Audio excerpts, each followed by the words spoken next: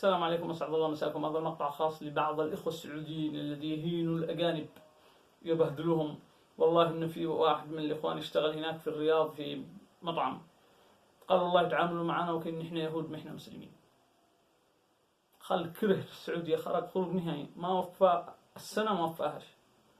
قال كنت باشر المطعم، وش فيك يا ابو يمن؟ انا ابو دارك يا ابو يمن، ايش دار؟ زيت الملح، قللت الملح. قال يتدلعوا كما النسوان، ما تدلع عندنا الا يعني احنا نسميه الحرمه الخيبه.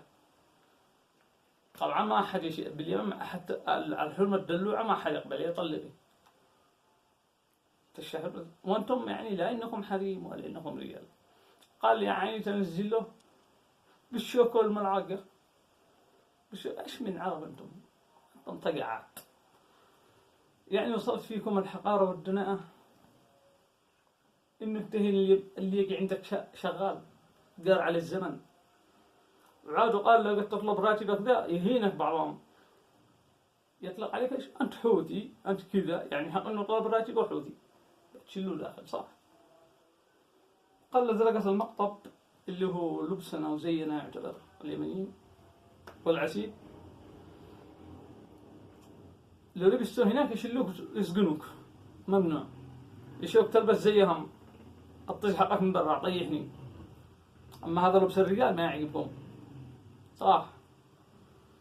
لذلك نسأل الله أن يدير عليكم الزمن وتقول عندنا، مش نتمندل عليكم بس نتمندلوا على إخواننا المغتربين، لا حيشة وغلا.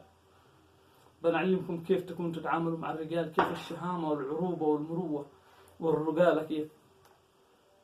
تعال شوف هذا اللي تهينه أنت العامل عندك، والله لو جيت عنده اليمن ما بيتعامل معك نفس الأسلوب، لا بيعاملك ضيف غالي وعزيز، يمكن يذبح لك قعود برغم أنه ما تستاهل، المفروض يذبح لك حمار. لكن هذه مبادئنا وقيمنا.